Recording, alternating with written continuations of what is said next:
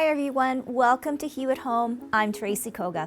It's official, January is done. We've dodged the bullet of Winnipeg's coldest month. Now it's on to February, the month for love. So we'll chat with Linda Drosdowech and she'll tell us more about a different kind of puppy love. And Raine Hamilton will talk about her brand new single, Brave Land, a true testament of love to our country, Canada. But right now we do an interview switcheroo. I get to be a guest on Matt Cundill's podcast show, and we'll get a behind-the-scenes look of iLikeHue.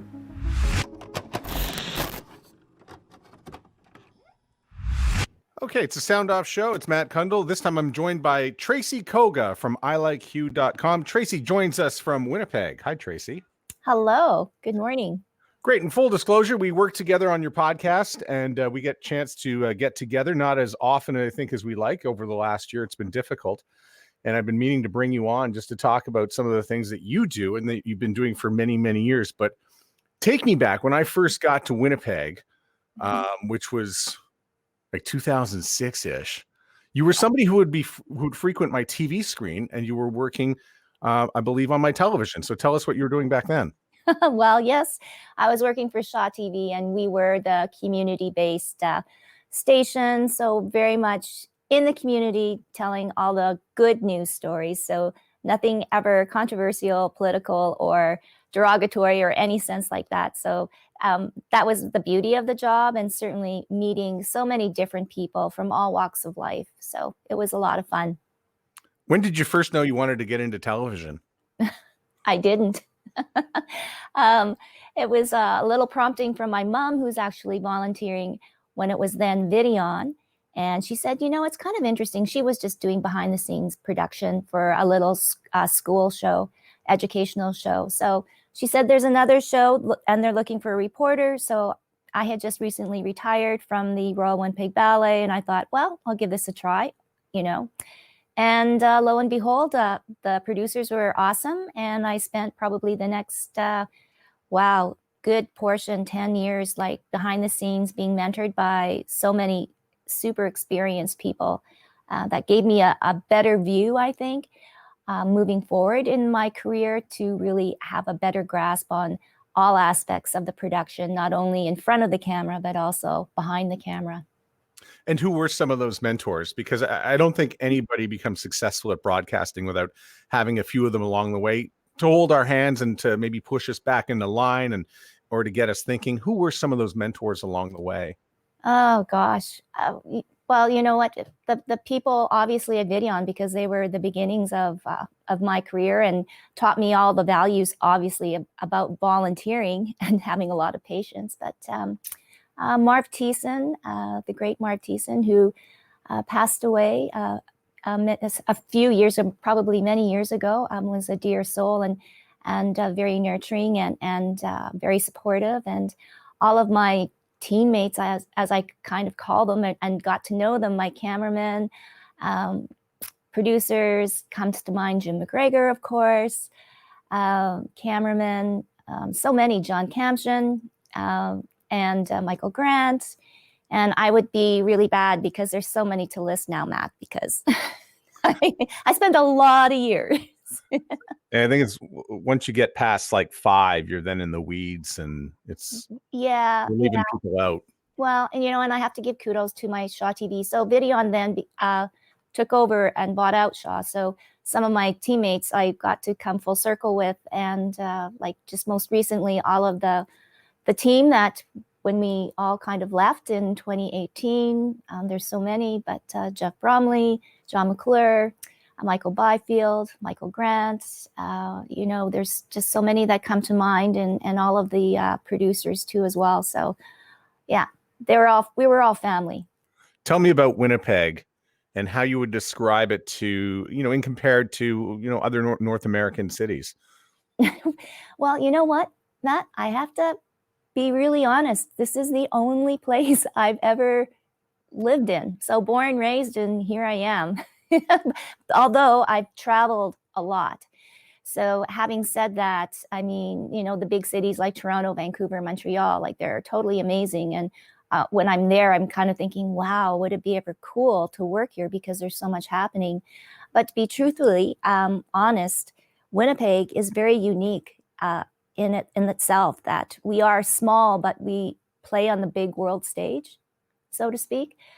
We have entertainers that are world renowned. We have politicians and celebrities that have done amazing things. So, you know, you don't have to stray very far from your own backyard to get the good stories. What were your favorite stories when you were working at Shaw? What was the one type of story that you're like, I love doing this. This makes it all worthwhile every day?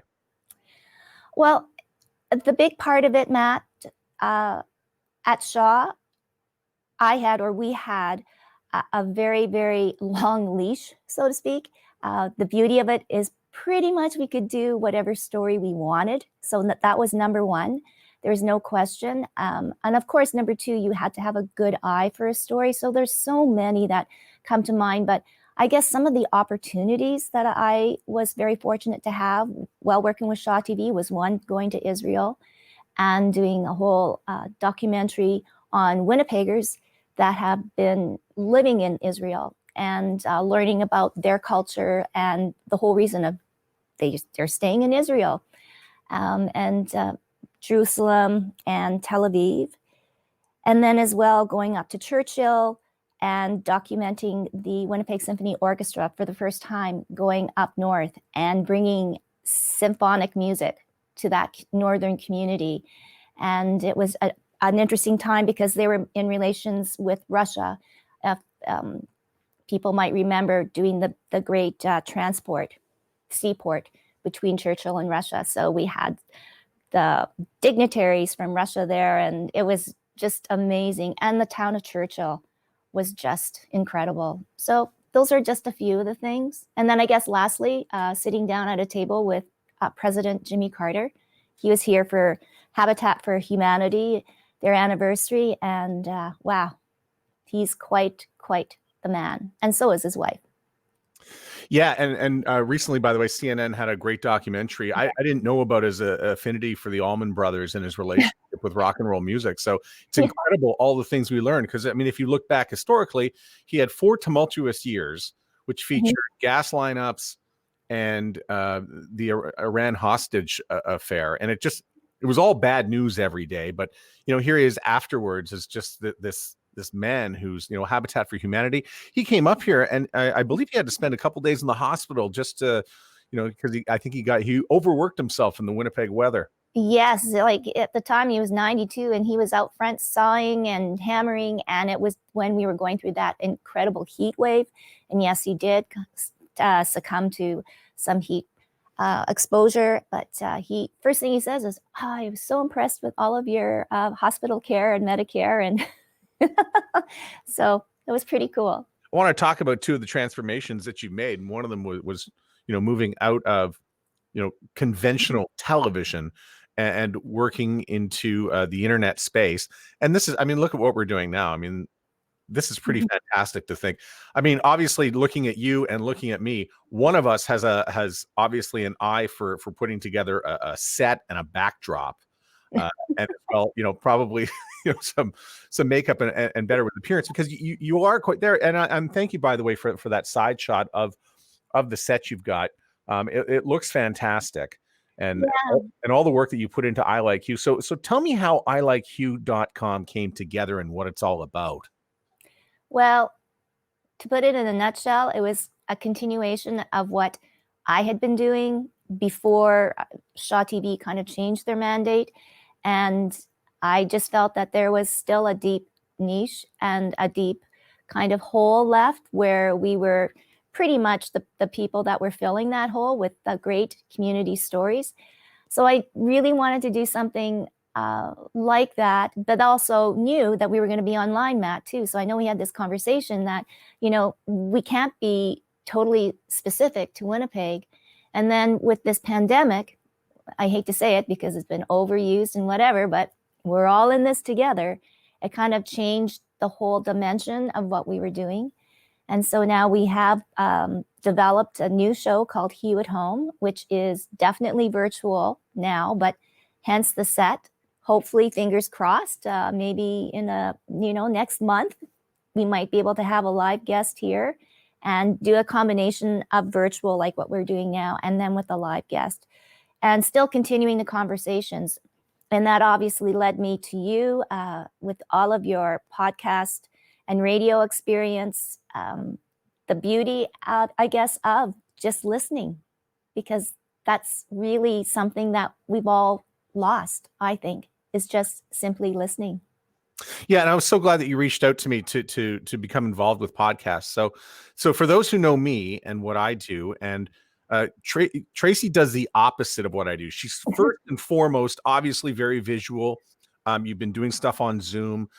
You've got a YouTube channel, and as well, you wanted to incorporate some podcasts so that people could listen while they were on the go. I've been the reverse. I've been working solely in audio, and just recently in the pandemic, have I taken the video thing a little more seriously by having the conversations here, and then I'll take the conversation and then I will put it on the podcast. So I know a lot of people want to do both and go gangbusters, but we're in a live scenario. And by the way, if anybody has a question or wants to comment, they can do so right now on Facebook. We'll be happy to address it. But yeah, the experience is, there are two different ways to consume really the same thing.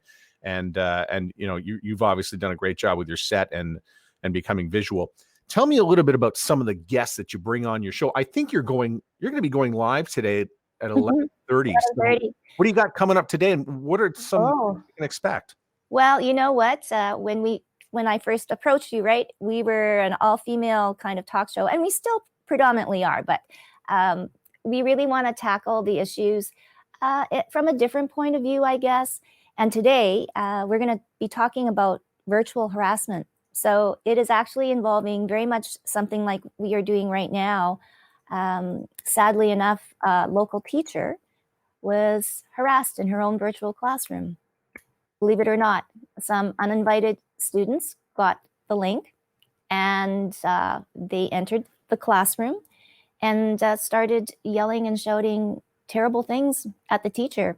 And she broke down in tears and she left her classroom.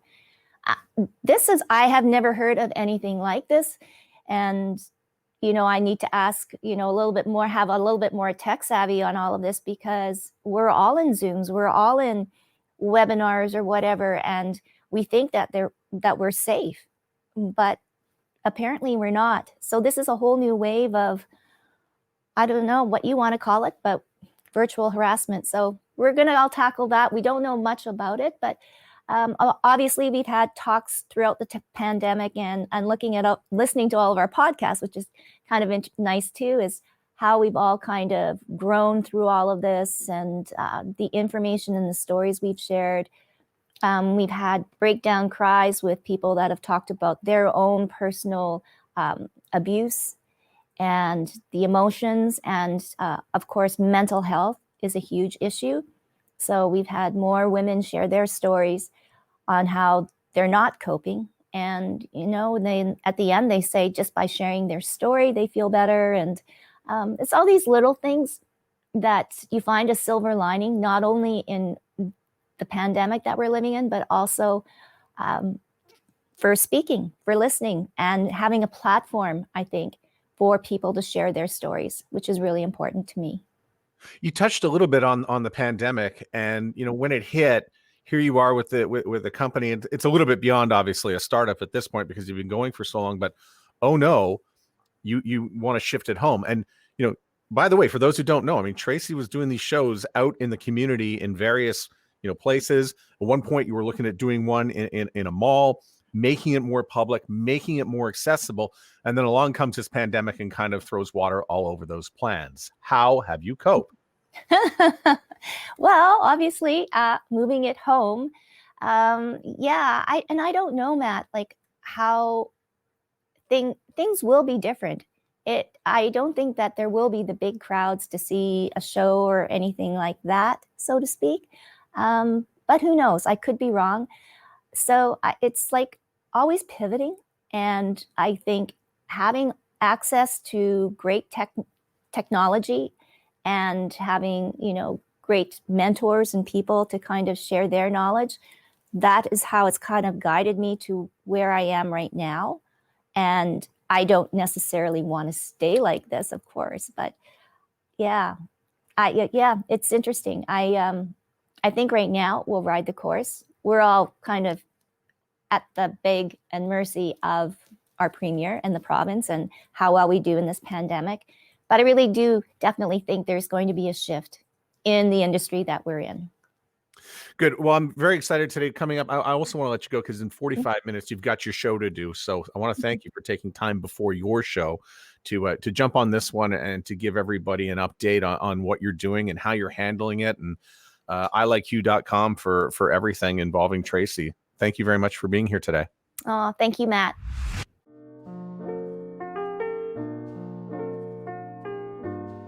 Girl, you know what's up. Ooh, say what, say what, say what. Girl, you know what's up. Ooh, say what, say what, say what. So tell me what's up. I'm digging you. I'm feeling you. Girl, you know what's up. Say I'm digging you. And I'm holding you. So tell me what's up.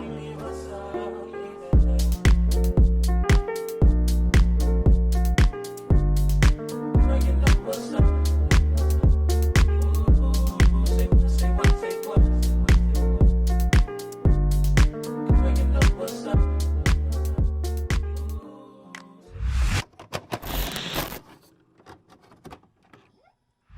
It is always good to welcome back an artist that I have met actually when probably you released your first album, correct, Raine?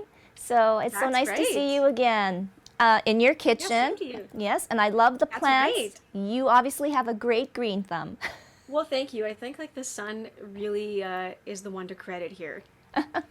Yes, and you, through all of this, like I'm going to say, quite a few artists now have taken COVID, the pandemic, and just, wrapped your arms around it and somehow, managed to produce and create music. And again, you are a perfect success story. So congratulations on a new album and a new single, I believe. Well, thank you. That's so kind of you to say. And yeah, we do have a new album coming out and a release plan where we're going to release the singles slowly over the course of a year. And so just this past week, the first single, Brave Land, has been released. And it is just the best feeling to know that that is out there in the world. And so tell us a little bit about the process for this album, Raine. It's kind of going to have a slow release, so to speak.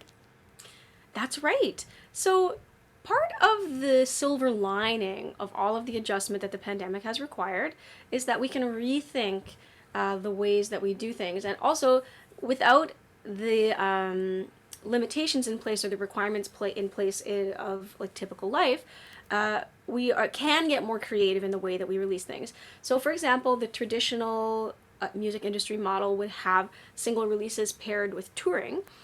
Well, if touring is not available, what do we pair the release with? And it just frees us up to use that as a tool in a different way. And I'm really enjoying that part of the process. And so that's where this idea of being able to really offer those in a very intentional way throughout the year comes from. And that's what we're going to do. Oh, that sounds so perfect because we are starving for music. And I think we've all kind of adjusted now to this virtual platform. But for you yourself, I mean, we were talking, and the last time we met was in 2015, and just, stepping out into the whole music scene. And now you've found such great success. You've won awards. You've played at festivals now. How has the Raine Hamilton 2021 compared to the Raine Hamilton of 2015? Well, I've really been taking perspective on that a lot. This is my third album now that's in the process of being released, and it has been just like a really cool nostalgic feeling to look back and think like, wow, I have learned so much. And even though so much is unusual right now, I feel really proud of myself that I have learned skills within my musicianship and my business skills that I'm able to roll with it in some kind of way at least. So that is feeling like strong and flexible in a cool way. Oh, yeah. And you come from a great music background. So let's talk about the genres that you kind of, gravitate to. Yeah. So I grew up in a really musical family. My parents were both in a rock and roll band in the 70s and both really wonderful musicians, and my dad also a really prolific songwriter. So I grew up in the culture of their music, like of the 70s, and hearing my dad play all the time and write all the time. That was just kind of in the air of my household and my childhood. I also played violin from a young age. I just knew that it was going to be important. I really was persistent about it, and I'm very thankful to my parents that they followed through on that one. And I studied that for a long, long time. I studied that in university. Also playing a lot of Celtic music and fiddle music of different traditions too as a kid and into my teenage years.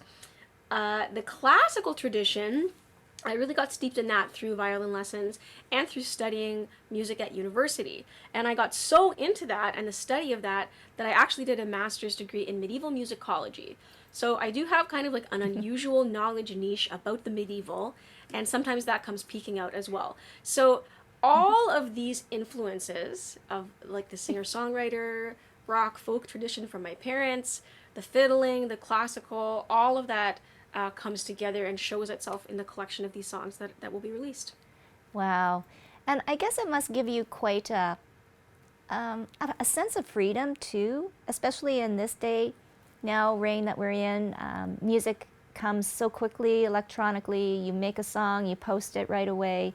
Do you find it liberating more so than ever to be a singer-songwriter, regardless of the circumstances that we're in right now? There's certainly freedom to that, right?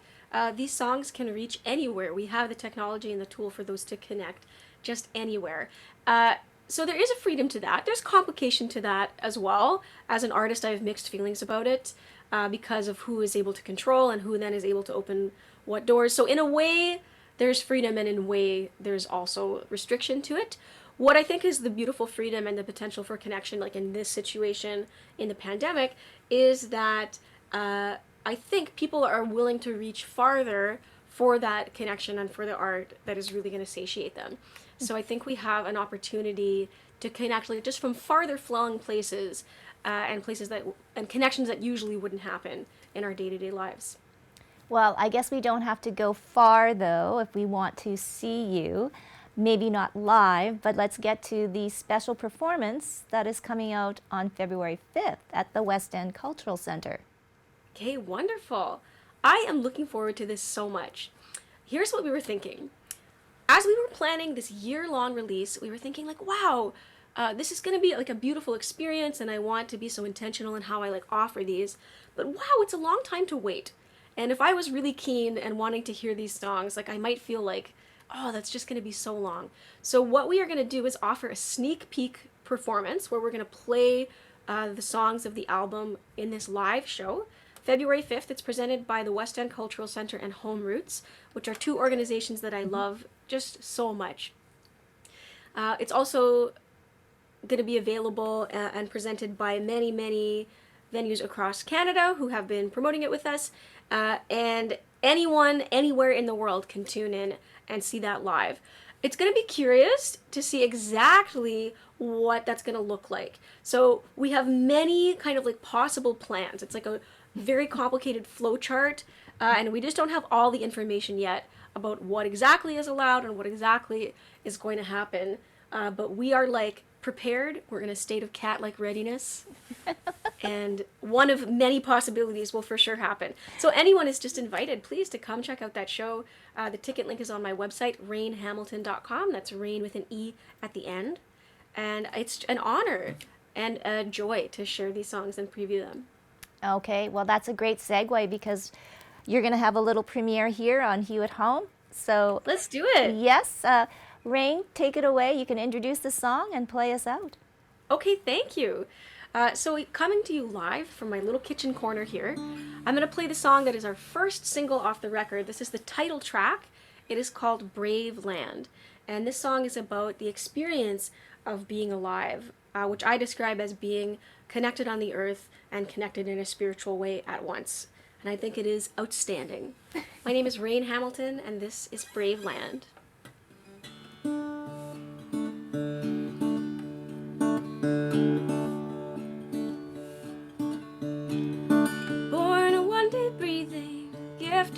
his feet that walk the earth,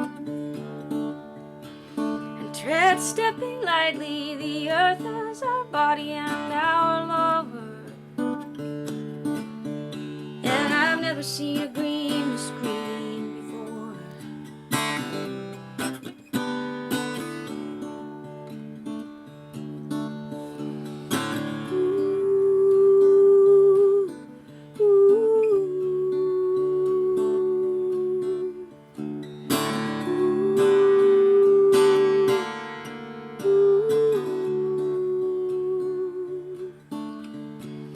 Sing to me, starlight, shine that I might find my way through.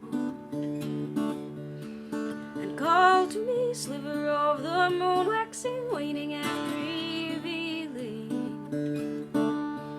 And I've never seen a light this light before.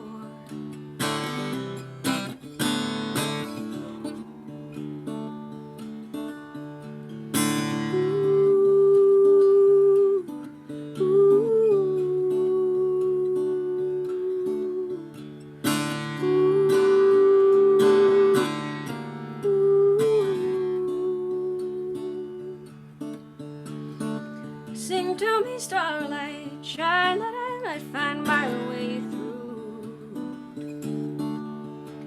And call to me, sliver of the moon, waxing, waning, and revealing. Oh, and come now and dwell of my heart, chase the sorrow from the darkest heart.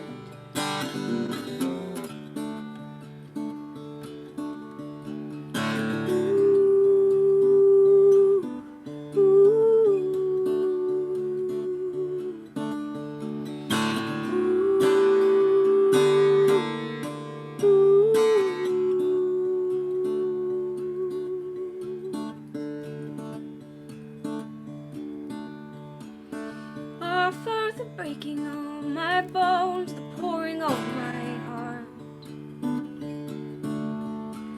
that I could be a channel of thy peace. Make me warm, make me willing, and come now, indweller of my heart, chase the sorrow from the darkest heart.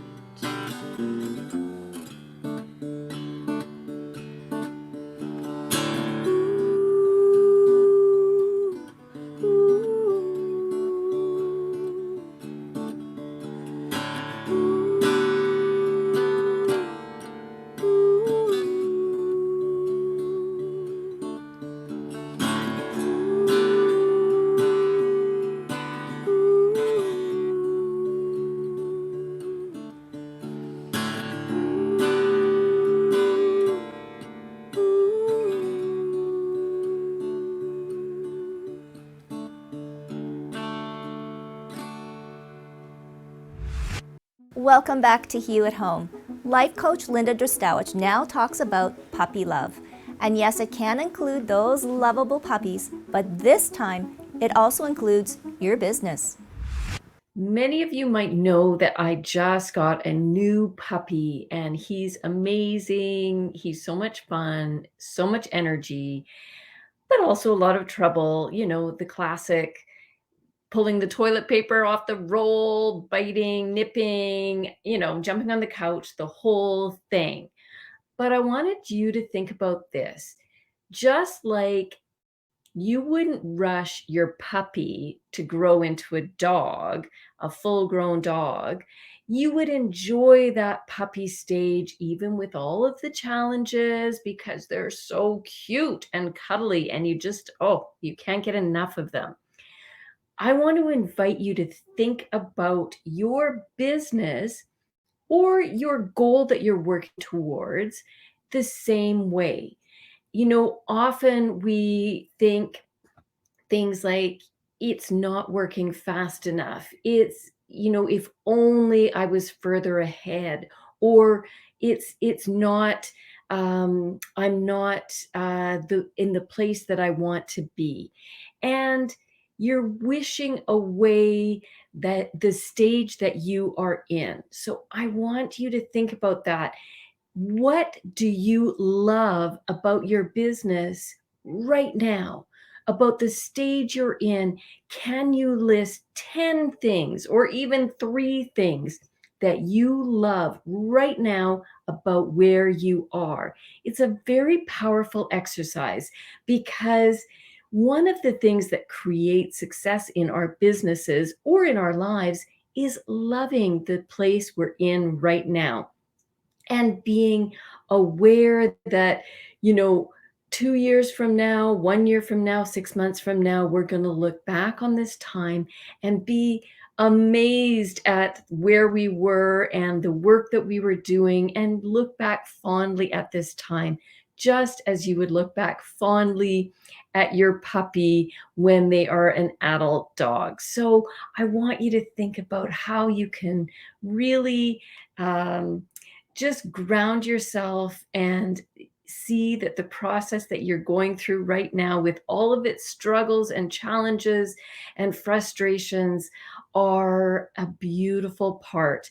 And don't mistake that in the future, when you're thinking of your future and you're thinking of your goal, that it's going to be without these frustrations and challenges, because every time we get to the next level, there's new challenges and there's new frustrations and there's new problems to solve. So be here right now. Love the spot you're in. Love the stage you're in, the process, and really embrace the journey that you are on right now.